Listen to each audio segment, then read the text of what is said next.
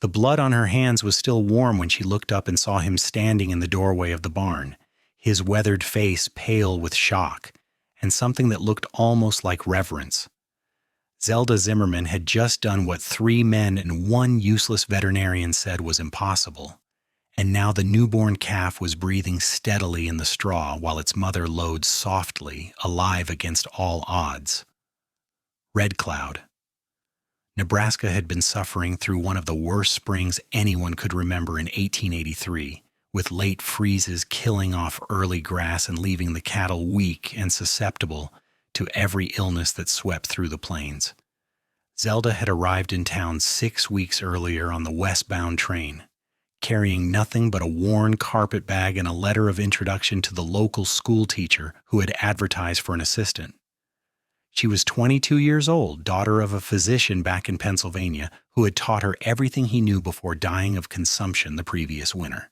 Her mother had passed when Zelda was just a girl, leaving her to grow up in her father's medical practice, learning anatomy and procedure while other girls learned embroidery and piano. The school teacher position had fallen through within days of her arrival. The woman had gotten engaged and decided she no longer needed help, leaving Zelda stranded in a town where respectable work for single women was scarce, and suspicion of outsiders ran deep. She had taken a room above the general store and spent her savings carefully, looking for any opportunity to earn her keep. She mended clothes, helped with laundry, and tried not to think about the medical textbooks gathering dust in her trunk. Harrison Mallory owned the largest cattle operation within 50 miles of Red Cloud, a sprawling ranch that his father had carved out of the prairie 20 years earlier. At 28, he had been running the place alone since his father's death 3 years back, and this spring had been testing every bit of his skill and determination. He had lost 15 head already to various ailments, and when his prize-breeding cow had gone into distress during labor that morning, he had sent his foreman racing into town for the veterinarian. Dr. Sutherland had arrived drunk, taken one look at the struggling cow, and declared her a lost cause. He had offered to put her down for $5 and had gotten angry when Harrison refused. The argument had escalated until the vet stormed off, leaving Harrison alone with a dying animal and no idea how to save her. His ranch hands had gathered around, offering useless suggestions, and Harrison had felt the familiar weight of responsibility crushing down on him. Every loss mattered. Every cow represented his future, his ability to keep the ranch going, to honor his father's legacy. That was when Tom Chen, his foreman's younger brother who worked odd jobs in town, had mentioned the woman staying above the general store, the Eastern woman who had helped birth Mrs. Patterson's baby when the midwife could not make it through the storm last week, who had set young Billy Crawford's broken arm so well that it healed straighter than before. Who knew medicine, people whispered, though no one quite understood how or why. Harrison had not hesitated. He had sent Tom running to fetch her, offering wages she could not refuse. Zelda had arrived within the hour, her dark hair hastily pinned up, her simple gray dress covered by a man's work coat someone had loaned her. She had taken one look at the laboring cow, rolled up her sleeves, and asked for hot water, clean towels, and lantern light. What followed had been 2 hours of intense, focused work. Zelda had examined the cow with steady hands, determining that the calf was breech and tangled in the birth canal. She had explained the situation to Harrison in clear professional terms, warning him that both animals might die despite her best efforts. Then she had gotten to work. Harrison had assisted, following her calm instructions, marveling at how someone so slight could have such strength and certainty in her movements. She had spoken soothingly to the distressed cow while working to reposition the calf, her face set in concentration, sweat dampening her hairline despite the cool spring air. When the calf finally slid free, silent and still, Zelda had worked on it with the same focused intensity, clearing its airways, rubbing it vigorously with straw until it gasped and began to breathe. Now, as Harrison stood in the doorway, having just returned from checking on his men, he watched her clean her hands in the bucket of water, her shoulders sagging slightly with exhaustion. The cow was nuzzling her calf, both alive and well, and Harrison felt something shift deep in his chest. "You saved my whole herd," he said quietly, his voice rough with emotion. "That cow, she is my best breeder. Without her bloodline, I would have been starting over from nothing." Zelda looked up at him, surprise flickering across her fine-boned face.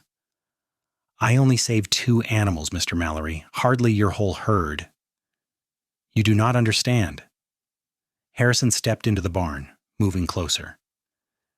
"Every calf she produces, every breeding, it all flows from her. My father spent 10 years developing this line. Losing her would have meant losing everything he built, everything I've been trying to preserve." The intensity in his voice made Zelda study him more carefully.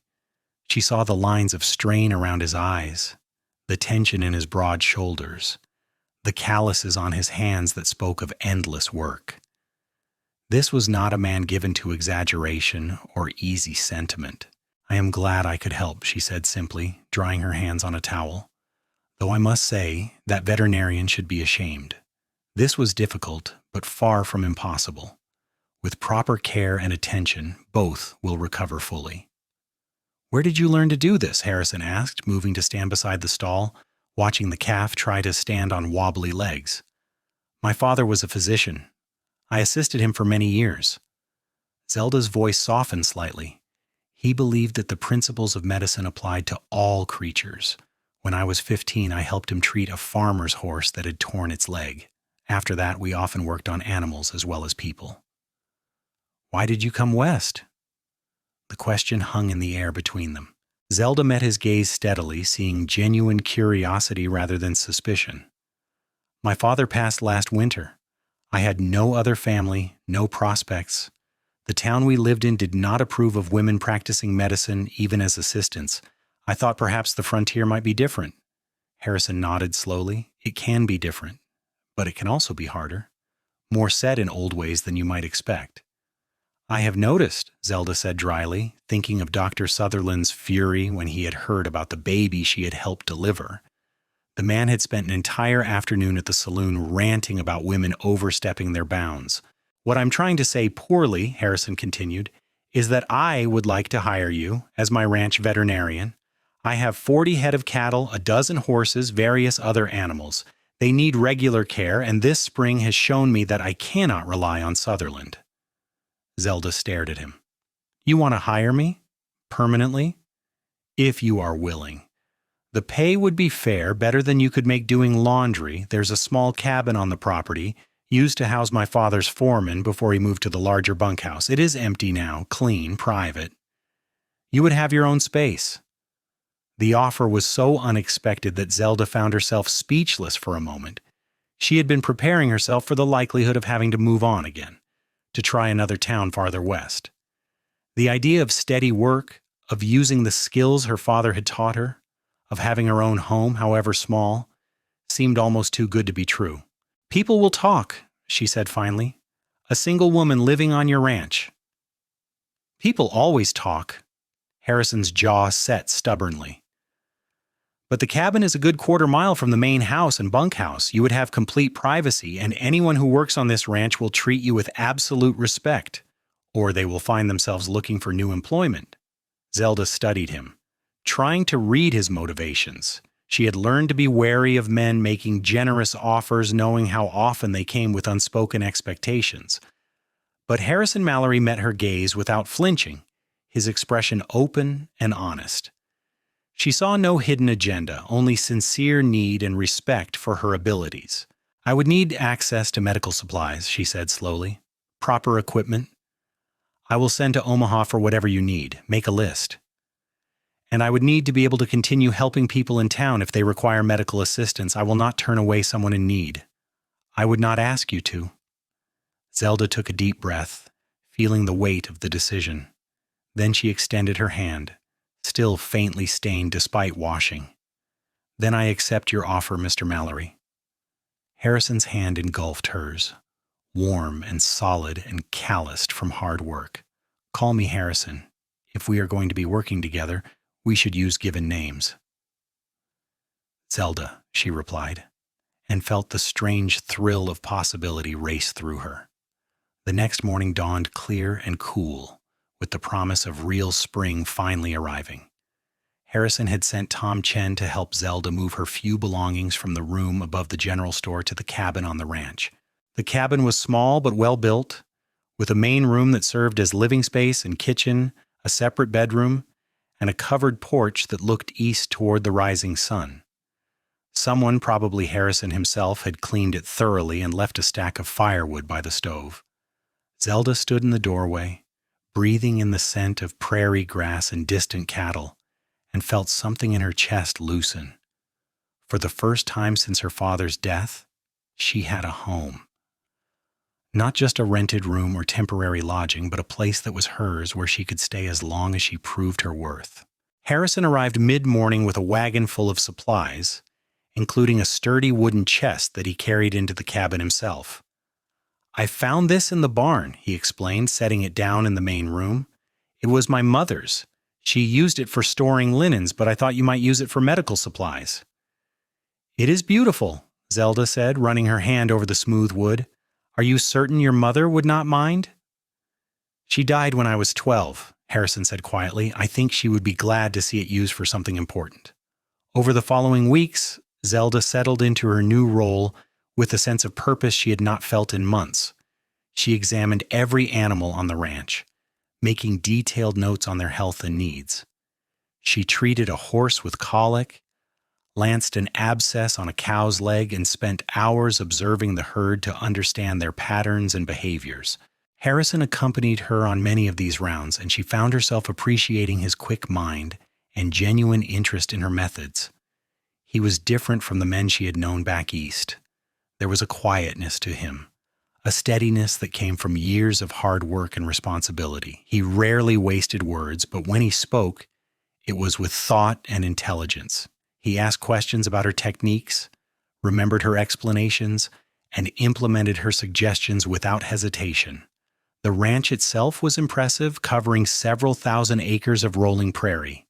Harrison ran it with a lean crew of 6 permanent hands, supplemented by seasonal workers during cattle drives and branding. His foreman, Jack Wilson, was a grizzled man in his 50s who had worked for Harrison's father and treated Harrison like the son he never had. The other men were younger, mostly in their 20s, hard-working and surprisingly respectful of Zelda's presence once they saw what she could do. On a warm afternoon in late April, Zelda was in the barn organizing her medical supplies when she heard raised voices from the yard. She stepped outside to see Harrison in heated discussion with Dr. Sutherland, who had ridden out from town with a face flushed red with anger. "You cannot hire some woman to do veterinary work," Sutherland was saying, his voice carrying across the yard. "She has no credentials, no training, no right to practice medicine of any kind." "She has more skill than you demonstrated," Harrison replied, his voice level but hard, "and she saved an animal you declared beyond help. She got lucky, and when something goes wrong, when an animal dies under her care, you will regret this foolishness." Zelda felt her temper rise but forced herself to stay calm. She walked forward, meeting Sutherland's hostile glare with steady composure. "Dr. Sutherland, I have no desire to interfere with your practice. I am employed solely by Mr. Mallory to care for his animals. You should not be employed at all. You should be married, keeping house, doing proper women's work." "My work is proper and necessary," Zelda said firmly, "and whether you approve or not is of no consequence to me or to Mr. Mallory." Sutherland turned back to Harrison. "Mark my words, Mallory, this will bring you nothing but trouble. People in town are already talking. A single woman living on your ranch, pretending to be a veterinarian. It is unseemly." "Then they can talk," Harrison said, his voice dropping to a dangerous quiet. "Now get off my property." Sutherland left in a storm of dust, and Harrison stood watching him go, his jaw clenched tight. Zelda moved to stand beside him. "I am sorry," she said quietly. "I did not mean to cause problems for you." "You did not cause anything. Sutherland is a drunk and a fool, and I should have stopped using him years ago." Harrison looked at her, his expression softening. You belong here, Zelda. Do not let anyone tell you otherwise. The simple certainty in his voice made her throat tight.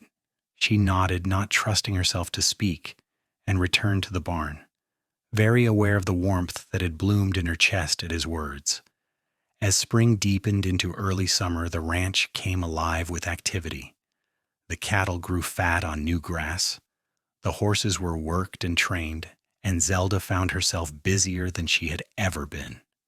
She also began receiving visitors from town, people who had heard about her skills and came seeking help when Dr. Sutherland was unavailable or too drunk to practice. She set a man's dislocated shoulder, treated a child's infected wound, helped a woman through a difficult monthly cycle that had been causing severe pain. She charged modest fees, enough to build up a small savings, and word spread that the woman at the Mallory Ranch knew medicine and could be trusted. Harrison seemed pleased by this development. He built her a small addition to the cabin where she could receive patients privately, and he made it clear to everyone that Zelda was under his protection. The town might gossip, but no one dared cause trouble. On a warm evening in June, Harrison invited Zelda to the main house for dinner.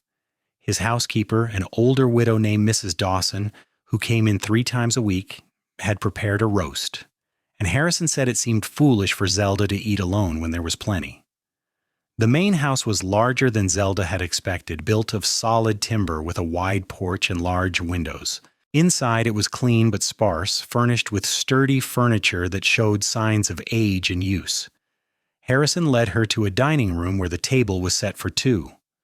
Mrs. Dawson wanted to stay and serve, Harrison explained, pulling out a chair for Zelda. But I told her we could manage ourselves. I hope that is acceptable. More than acceptable, Zelda said, touched by the consideration. She knew Mrs. Dawson's presence would have been more proper, but she appreciated the privacy, the chance to talk freely without an audience. They ate in companionable conversation, discussing the herd's health, plans for summer grazing, and the upcoming cattle drive. Harrison was animated in a way Zelda rarely saw, his love for the ranch evident in every word. He told her about his father's vision, the years of hard work building the herd, the pride of seeing it all come together. My father came from nothing, Harrison said, refilling Zelda's wine glass. He worked as a ranch hand for 10 years, saved every penny, and finally bought this land when the previous owner went bust. He used to say that a man could become anything out here if he was willing to work hard enough and weather the storms. He sounds like a remarkable man. He was. Harrison's expression grew distant. Losing him was hard. I was 25, thought I knew everything. Turned out I knew far less than I believed. These past 3 years have been humbling. You have done well, Zelda said softly. The ranch is thriving, your men respect you, and you are building something lasting. Harrison met her eyes across the table, and something in his gaze made her breath catch. I am trying. Some days are easier than others. I understand that, Zelda replied, thinking of the long months after her father's death, the feeling of being adrift without purpose or direction. Loss leaves a hole that never quite fills the same way again. No, Harrison agreed, but perhaps we find new things to fill it with, new purposes, new people. The weight behind his words hung in the air between them. Zelda felt her heart beating faster, aware that they were discussing something more than just general philosophy. She knew she should probably redirect the conversation to safer ground, but she found she did not want to. I am glad I came here, she said instead, her voice barely above a whisper, to Red Cloud, to your ranch. I had almost given up on finding a place where I belonged. I am glad you came too, Harrison said, and the sincerity in his voice made her chest ache with something sweet and terrifying. They finished dinner in a comfortable silence, and Harrison walked her back to her cabin as the sun set in brilliant orange and gold across the prairie. At her door he paused, seeming to want to say something more, but instead he simply bid her good night and walked back toward the main house, his tall figure silhouetted against the darkening sky. Zelda went inside, her mind whirling with thoughts and feelings she had not expected to have. She had come west looking for work, for survival, for a chance to use her skills. She had not come looking for anything more personal, had not imagined she might find herself drawn to a man with quiet strength and honest eyes. She told herself to be careful, to guard her heart. But as she lay in bed that night listening to the prairie wind and the distant sounds of the ranch settling for sleep, she knew it was already too late for caution. The summer progressed with long, hot days and brief, violent thunderstorms that rolled across the plains like angry gods. Zelda worked tirelessly, tending to the animals, treating the ranch hands for various injuries and ailments, and continuing to see patients from town. Her reputation grew, as did the tension with Dr. Sutherland, who saw her as a threat to his livelihood and his masculine pride. Harrison was away much of the time, riding the range with his men, checking on distant pastures and water sources, preparing for the cattle drive that would take place in August. But when he was at the ranch, he sought out Zelda's company, and they fell into a pattern of shared meals and long conversations on her porch as evening fell. He told her about his childhood, growing up on the ranch with his parents and younger sister. The sister, Margaret, had married a banker's son and moved to Chicago 5 years earlier. They corresponded regularly, but Harrison missed her presence, the way she had lightened the house with her laughter and energy. Zelda, in turn, shared stories of her father, the joy of learning medicine, the satisfaction of helping people heal. She spoke of her mother only briefly, the memories too faded and painful to examine closely. She had been 7 when her mother died, old enough to feel the loss acutely, but too young to understand its permanence. "Do you ever regret not marrying?" Harrison asked one evening, the question coming out of nowhere, as they sat watching fireflies dance over the prairie grass. Zelda considered this carefully. "I suppose I never really had the opportunity. My father needed me, and the men in our town wanted wives who would keep house and bear children, not discuss surgical techniques and debate treatment methods. I did not fit their idea of what a woman should be." "Their loss," Harrison said firmly. "You are extraordinary, Zelda. Any man would be lucky to have you in his life." She looked at him sharply, trying to read his expression in the gathering darkness. "Am I to understand you are suggesting something, Harrison?" He met her gaze directly. "I am saying that I admire you, that I have come to care for you more than I probably should, given that you are my employee." Zelda's heart hammered in her chest. "And what would you like to do about that?" "I would like to court you properly, if you're willing." The honesty in his voice, the vulnerability in his eyes broke down the last of her defenses. "I am willing," she said softly. "Very willing." Harrison reached out slowly, giving her time to pull away, and took her hand in his. His thumb traced over her knuckles, gentle despite the calluses.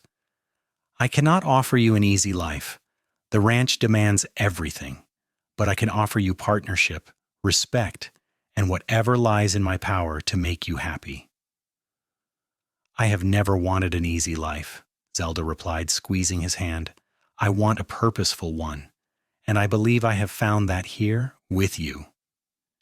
He raised her hand to his lips, pressing a soft kiss to her palm, and Zelda felt the gesture all the way to her soul. Their courtship was conducted under the watchful eyes of the entire ranch and much of Red Cloud, which meant they had little privacy but also a certain protection from impropriety. Harrison was scrupulously proper, never visiting her cabin alone at night, always ensuring Mrs. Dawson or one of the hands was nearby when they spent time together. But the looks they exchanged, the casual touches that lingered just a moment too long, spoke volumes. In late July, a crisis struck the ranch that tested everything Zelda had learned.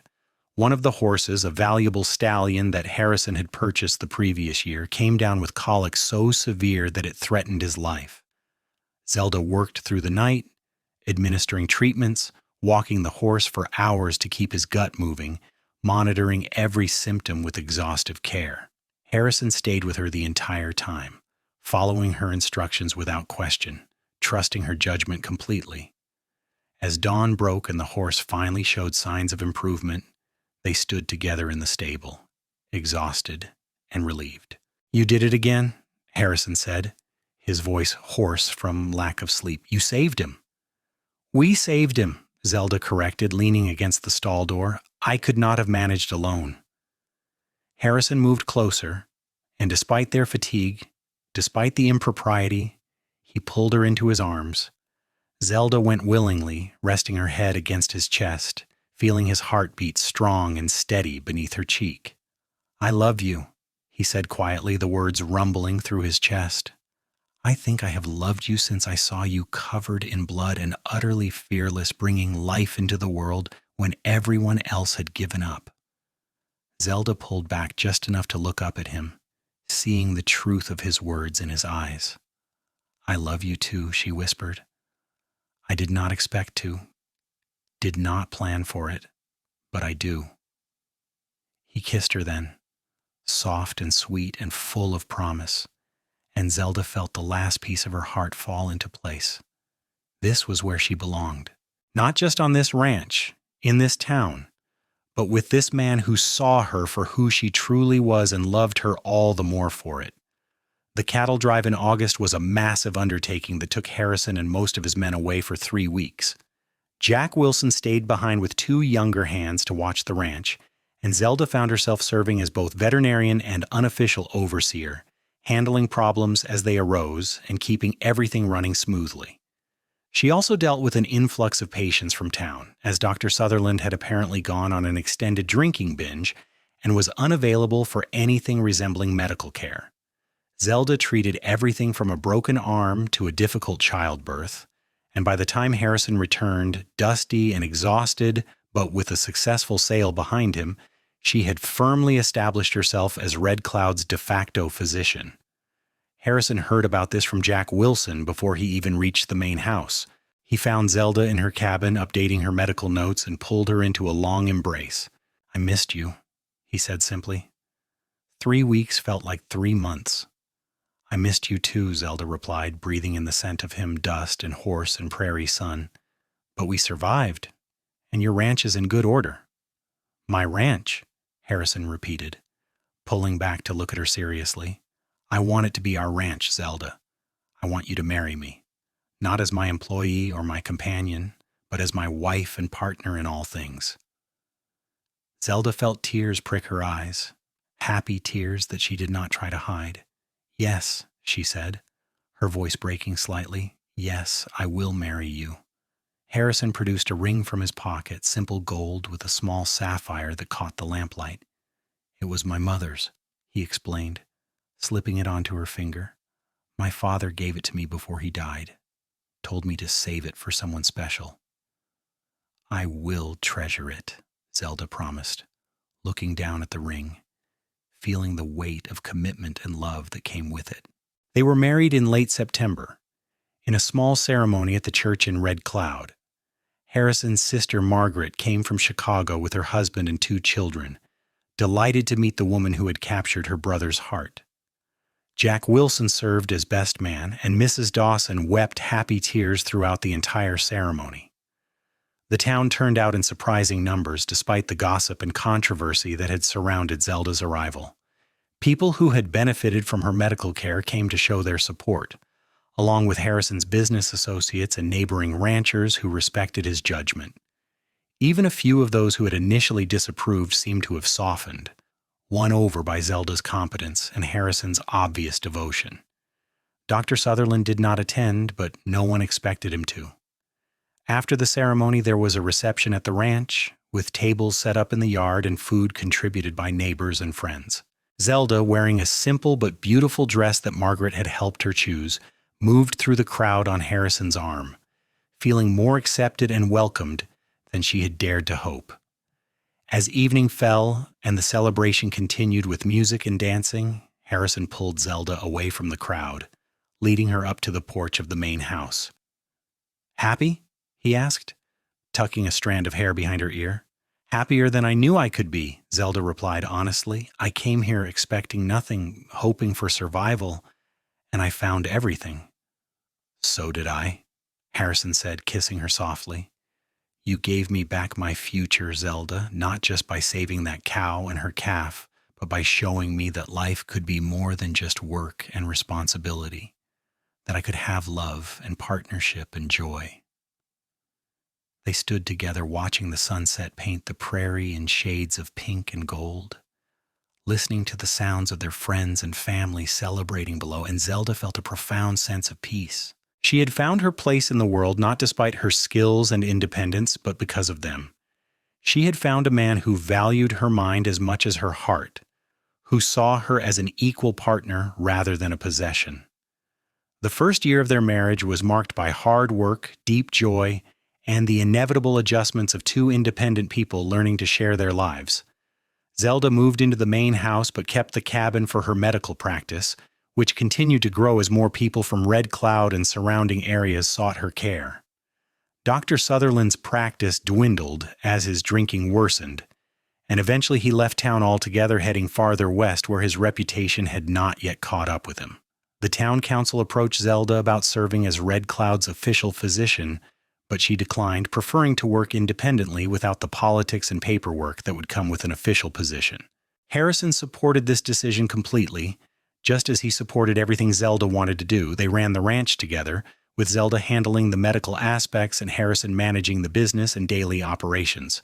Their partnership was seamless, built on mutual respect and genuine affection. In the spring of 1885, Zelda realized she was pregnant. The news filled her with a mixture of joy and terror, as she knew all too well the risks of childbirth, the things that could go wrong. Harrison was overjoyed but also frightened, and they held each other late into the night, talking through their fears and hopes.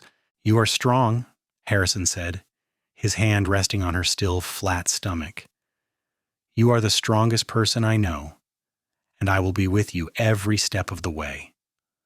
"I know," Zelda replied, covering his hand with hers, "and I have delivered dozens of babies. I know what to watch for, what to do. We will be fine." She continued her work throughout the pregnancy, slowing down only in the final weeks when exhaustion and the sheer size of her belly made it difficult to move easily. The ranch hands treated her like fragile glass, much to her amusement, and Harrison fussed over her constantly despite her reassurances that pregnancy was not an illness. In December, on a cold but clear day, Zelda went into labor. She had arranged for Mrs. Dawson and a midwife from a neighboring town to assist, knowing that while she could guide them through medical complications, she would need help with the practical aspects. Harrison was supposed to wait outside, as was proper, but when the pain became intense and Zelda called for him, he came without hesitation. "I am not leaving," he said firmly, taking her hand. "Propriety can go to hell. I want to be here." The midwife looked scandalized, but Mrs. Dawson just smiled and got on with the work. Zelda was grateful for Harrison's presence, for his steady strength and murmured encouragement as the hours wore on.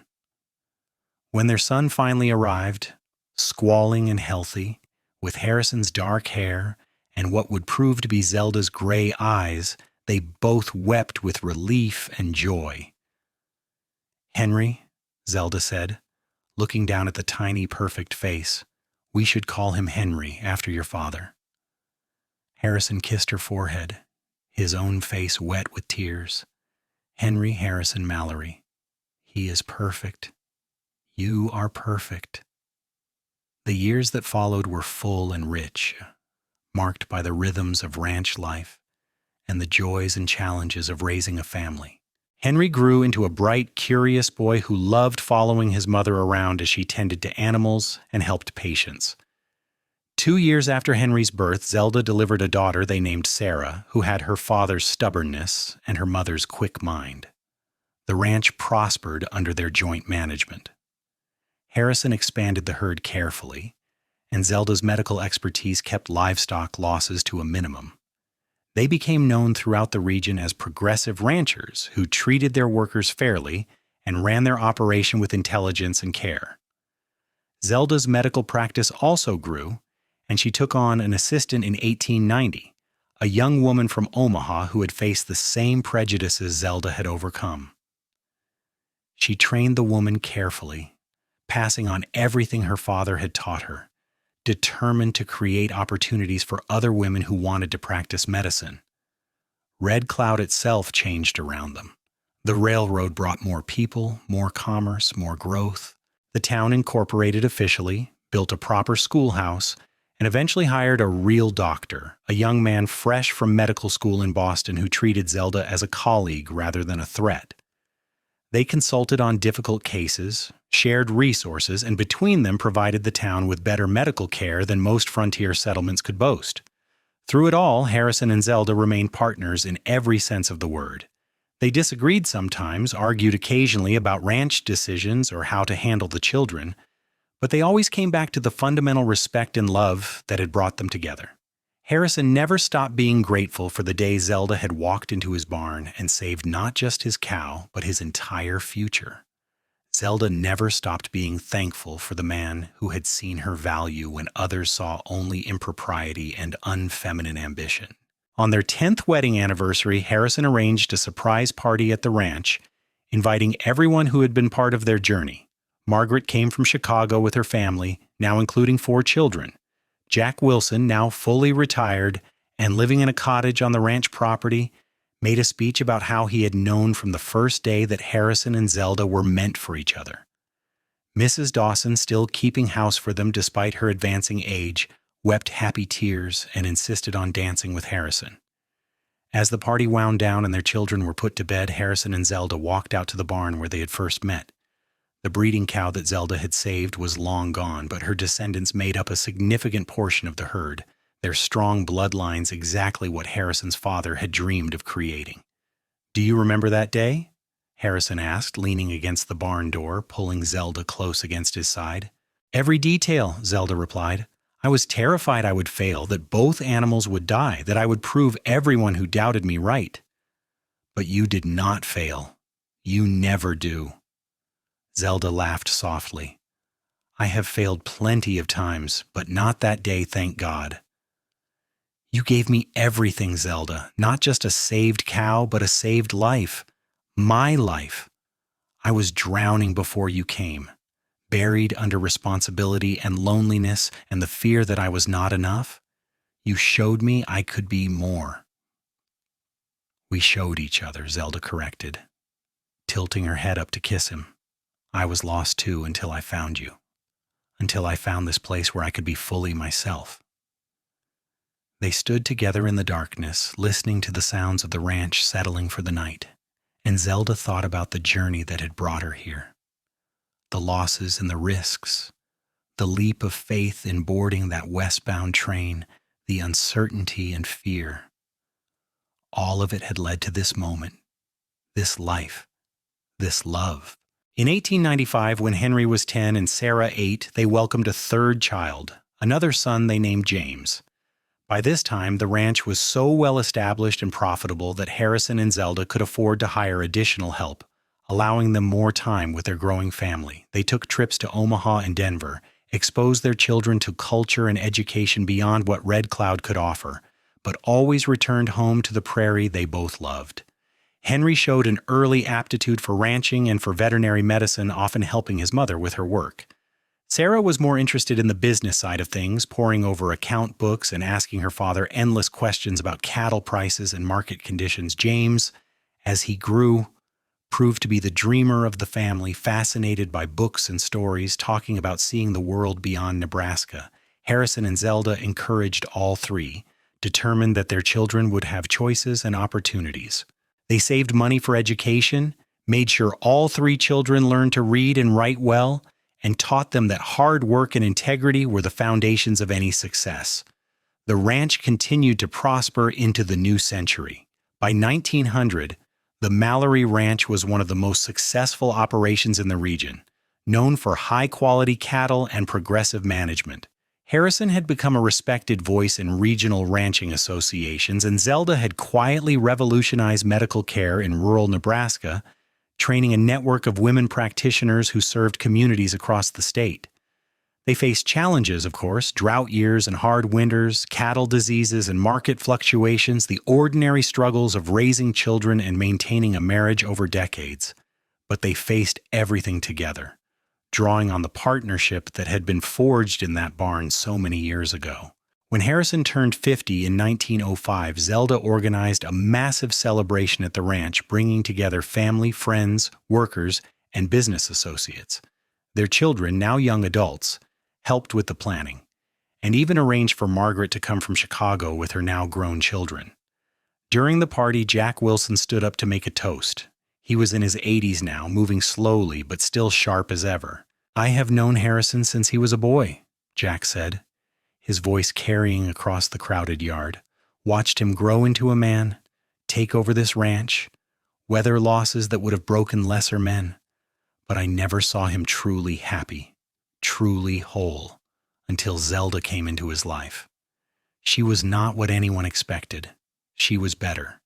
She was exactly what this ranch needed, what Harrison needed, what all of us needed, to the finest veterinarian, doctor, and woman I have ever known, and to the man smart enough to recognize her worth from the first day, to Harrison and Zelda." The crowd echoed the toast, raising glasses in the golden afternoon light, and Zelda felt Harrison's hand find hers under the table, squeezing tight. She squeezed back, conveying without words everything she felt. Love and gratitude and bone-deep contentment. That evening, after the guests had left and the children had retired to their rooms, Harrison and Zelda walked out to the pasture behind the main house. The prairie stretched before them, endless and beautiful under the stars, and Zelda leaned against the fence, breathing in the familiar scents of grass and cattle and home. "Do you ever think about how different your life would have been if that cow had not gone into distress?" Harrison asked, coming to stand beside her. "If I'd never sent for you?" "Sometimes," Zelda admitted. "I might have ended up in California or Oregon, found work somewhere else, but I do not think I would have found this sense of belonging, of purpose, this love." "I think about it often," Harrison said quietly. "How much of life is chance and how much is fate? I needed help that day, and you were the answer to a prayer I had not even spoken. Everything good in my life flows from that moment." "Not everything," Zelda protested. "You built this ranch, raised fine children, became a respected member of your community. You would have done that regardless." "Perhaps, but it would have meant nothing without you to share it with. You are the heart of everything, Zelda. You always have been." She turned to face him, seeing in the starlight the lines that age had etched into his handsome face, the gray threading through his dark hair. She saw also the same steady strength, the same honest eyes that had first drawn her to him. 22 years of marriage, and she loved him more now than she had on their wedding day. "We built a good life," she said, reaching up to cup his face. "Together. That is what matters. Not chance or fate, but what we chose to do with the opportunity we were given." Harrison pulled her close, and they stood together under the vast Nebraska sky. Two people who had found each other against all odds and built something lasting and true. The ranch slept around them, the cattle settling in the pastures, the horses quiet in their stalls. In the main house, their children dreamed of their own futures. On the prairie, the grass grew thick and strong, nourished by good soil and careful stewardship. It was not a perfect life. There had been sorrows and struggles, losses and disappointments. But it was their life, built on partnership and respect, and a love that had started with blood on her hands and a dying cow, and had grown into something unshakable. As they walked back to the house, Harrison paused to look at the barn where they had first met. "You know what the best part is, listen?" he asked. "What?" "That calf you saved that day, she grew up to be our best breeding cow, and her daughters and granddaughters make up more than half our current herd. So you really did save my whole herd, Zelda, literally and completely." Zelda laughed, delighted by the symmetry of it. "Then I am very glad I refused to give up on her, on any of it." "So am I," Harrison said, kissing her under the porch light. "So am I." In the years that followed, they eased into a comfortable rhythm of semi-retirement. Henry took over most of the daily ranch operations, proving himself to be an excellent manager with his father's business sense and his mother's careful attention to animal health. Sarah moved to Omaha to pursue business opportunities there, though she remained involved in the ranch's financial management. James surprised everyone by becoming a teacher, opening a school in Red Cloud that emphasized science and practical skills alongside traditional subjects. Harrison and Zelda stayed active and involved, but with less of the day-to-day pressure that had filled their earlier years. Zelda continued to see patients who specifically requested her care, and she wrote extensively about veterinary and medical practices, publishing articles that were read throughout the country. Harrison served on various boards and committees, lending his experience to younger ranchers and community development projects. They traveled more, visiting Margaret in Chicago, exploring San Francisco and New York, even taking a trip to Europe in 1910 that opened their eyes to different ways of living and farming. But they always returned to Red Cloud, to the ranch that was the foundation of everything they had built. Their grandchildren began arriving in the early 1910s, and Harrison and Zelda embraced the role of grandparents with joy. They taught the little ones to ride, told them stories of the old days when Nebraska was still wild and untamed, and passed on the values that had guided their own lives: hard work, integrity, respect for all people regardless of gender or background, and the courage to forge your own path. In the summer of 1920, Harrison and Zelda celebrated their 35th wedding anniversary with a quiet dinner at home, just the two of them. Their children had wanted to organize another big party, but Harrison and Zelda had requested something simpler, more intimate. 35 years, Zelda said, marveling at the passage of time. She was 59 now, her dark hair turned silver, her face lined by sun and wind and laughter. Harrison was 63, still strong despite some stiffness in his joints, still handsome in the way of men who have lived full, purposeful lives. Best 35 years any man could ask for, Harrison replied, raising his glass to her. Thank you, Zelda, for everything. Thank you, she returned, for seeing me, for valuing me, for building this life with me. I could not have asked for a better partner. They clinked glasses, sipped wine, and talked late into the night about their life together. The challenges they had overcome, the joy they had shared, the children and grandchildren who carried forward their legacy. They talked about the changes they had seen in Nebraska, in America, in the world. The frontier was gone now, replaced by towns and cities and paved roads. But something of that pioneer spirit remained, that sense that anything was possible with courage and hard work. As the clock struck midnight, they moved out to the porch, sitting in the chairs they had occupied countless times over the decades. The prairie spread before them, unchanged in its essential nature despite all the human activity that had marked it. Do you know what I think about sometimes? Zelda asked, breaking the comfortable silence. What? That cow. The one I saved that first day. I wonder if she knew somehow that she was bringing us together, that her distress would lead to all of this. Harrison chuckled. I doubt cows are quite that philosophical, but I like the idea. A sacred cow, literally. Zelda laughed, swatting his arm playfully. You know what I mean. The interconnectedness of things, how one moment can change everything. I do know, Harrison said, taking her hand, and I am grateful for every moment, every choice, every chance occurrence that led us here. I love you, Zelda Mallory. I will love you until my last breath and beyond. And I love you, Zelda replied, her voice thick with emotion. Always and forever. They sat together as the stars wheeled overhead, two souls who had found each other in the vast prairie and built something that would endure long after they were gone. The ranch, the family, the values they had instilled, the changes they had brought to their corner of the world. It was a legacy worth being proud of, a life worth having lived.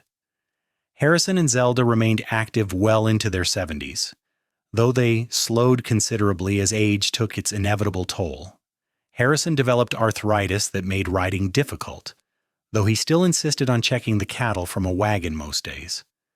Zelda's hands grew less steady, forcing her to finally retire from medical practice in 1925, passing her instruments and knowledge to the younger generation she had trained.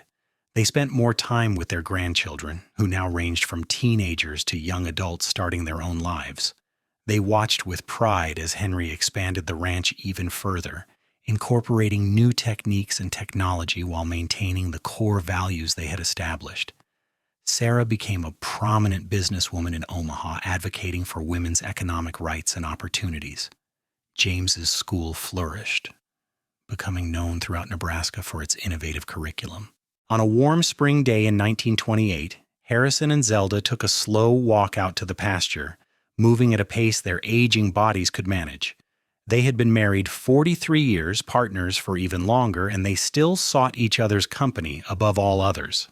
"Do you have any regrets?" Zelda asked, the question coming from nowhere, as important questions often do. Harrison considered this carefully. "None about us. None about the life we built. If I regret anything, it is that time passes so quickly, that we cannot have another 43 years together." "That would make us impossibly old," Zelda said with a smile. "Though I agree with the sentiment, I would live this life again if given the choice. Every moment, every challenge, every joy, all of it. Even Sutherland and his foolishness, even that. It brought us together more firmly, proved what we could overcome. Besides, he was more pathetic than truly harmful in the end." They reached the fence and stood looking out over the land they had shaped and nurtured for decades. The cattle were fat and healthy, the grass thick and green with spring growth. Somewhere in that herd were the descendants of the cow Zelda had saved so long ago, carrying forward the bloodline that had helped build the Mallory fortune. "I wonder what they will say about us," Harrison mused. "Our grandchildren, their children, what stories they will tell." "I hope they say we loved each other," Zelda replied. "That we worked hard, treated people fairly, and made a difference in our corner of the world. That we proved a woman could be more than what society expected, and a man could be strong enough to celebrate that rather than fear it." "They will say all that and more," Harrison assured her. "They will say the Mallory Ranch was built by two people who refused to accept limitations, who saw opportunities where others saw only obstacles. They will say we were lucky to find each other." "We were lucky," Zelda agreed, "but we also worked hard to keep that luck, to nurture it into something lasting. Love is like ranching, I suppose. You need good foundation stock, but you also need constant care and attention to make something truly exceptional." Harrison laughed, the sound warm and rich despite his years. "Only you would compare our marriage to cattle breeding." "And only you would appreciate the comparison," Zelda returned, leaning her head against his shoulder. They stood together as the afternoon sun warmed the prairie, two people who had defied expectations and built something beautiful. Their story was not the typical romance of dime novels and romantic poems. There had been no dramatic rescues or grand gestures, just steady partnership and mutual respect growing into deep, abiding love. But to them that was the best kind of love story. The real kind. The kind that endured. Harrison passed away peacefully in his sleep in the winter of 1930, just shy of his 75th birthday. Zelda sat with him through his final days, holding his hand, talking about their life together, making sure he knew how deeply he was loved. When the end came, it was gentle, and Zelda took comfort in knowing he had lived fully and died surrounded by family. She grieved deeply, but without despair.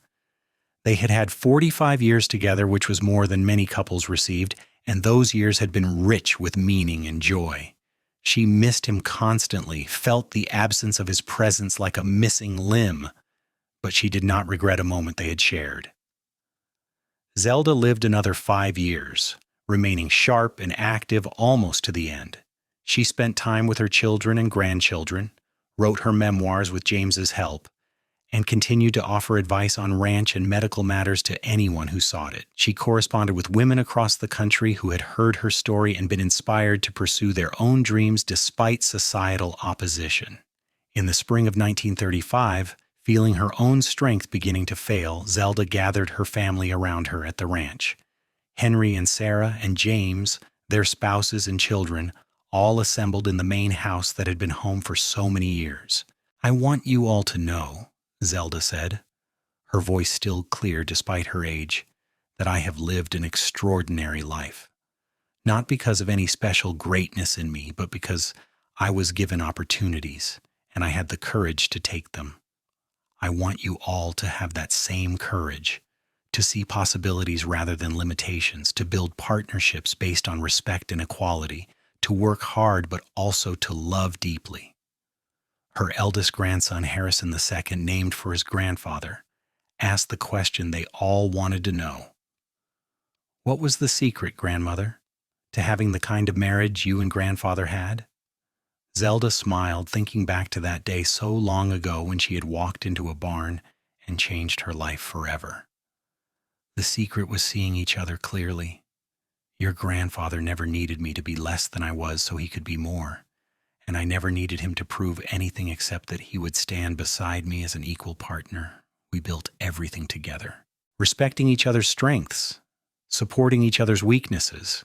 That is not really a secret, it is just uncommon sense. She looked around at the faces of her family, seeing Harrison in Henry's steady gaze, her own determination in Sarah's set jaw, the dreamer's light in James's eyes. They would carry forward what she and Harrison had built, adapt it for their own times, and pass it on to yet another generation. Take care of each other, Zelda said softly. Take care of this land. Remember that everything we have came from being willing to look beyond convention, to value skill and character over gender and expectation. Keep that spirit alive. They promised they would, and Zelda believed them. She had planted seeds that would grow long after she was gone. Zelda Mallory passed away peacefully in early summer, surrounded by family on the ranch that had been her home for more than 50 years. She was buried beside Harrison on a hillside overlooking the prairie, under cottonwood trees they had planted together in the early years of their marriage.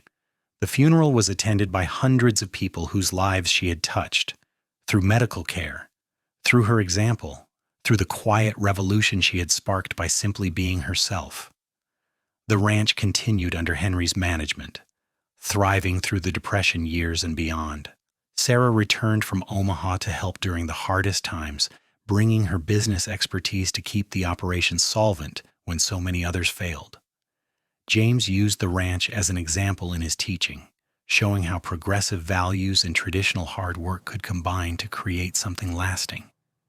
The story of Harrison and Zelda became family legend, told and retold to each new generation.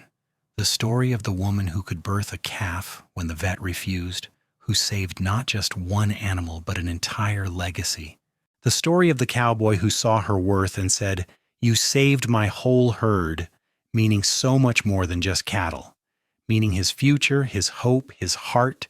It was a story about courage and partnership, about seeing beyond limitations to possibilities, about two people who found each other against the odds and built something that endured long after they were gone.